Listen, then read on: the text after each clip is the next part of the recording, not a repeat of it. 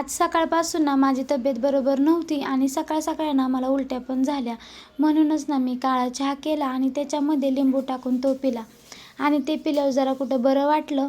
आणि जसा मला 8वा महिना लागला आहे ना, तशी तर माझी झोपच उडाली आणि तब्येत खराब आहे म्हणून झोपून राहून काही जमणार नाही म्हटलं. आणि आता नाही कामे केली तर नंतर मलाच करायच्यात. आणि साईच्या पप्पांना पण मग मी सकाळी टिफिन वगैरे काही बनवून दिला नव्हता. आणि आज पण मग ते दुपारी जेवण करायला घरीच येणार होते. आणि काल रात्री ना माझा एकच हात सुजलेला होता आणि फार दुखतही होता. म्हणूनच ना मग मी हातातली बांगडी काढली. आणि प्रेग्नेन्सीतले 7 महिने जास्त काही त्रास जाणवला नाही. पण जसा आता 8वा महिना लागलाय ना, तर रात्रीची तर माझी झोपच उडाली आहे. कुठे पाठदुखी, कंबरदुखी, मळमळ होणे, उलट्या येणे, हे तर चालूच आहे माझ्याबरोबर. तुमच्याबरोबर पण असंच होतं का? नक्की मला कमेंट करून सांगा.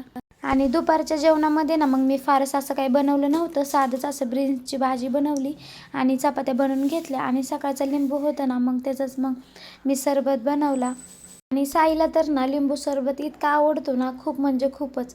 त्याचे पप्पा ना कधी पण भाजीला आणताना ना कायम त्याच्यासाठी लिंबू आणतातच. आणि त्यानंतर ना मग किचन वगैरे सगळं आवरून जेवण करायला घेतलं. आणि मस्त जेवण करत करत माझ्या आवडीची मी सिरियल बघत होते. कोणाकोणाला ही सिरियल आवडते नक्कीच मला कमेंट करून सांगा. Thank you for watching. बाय.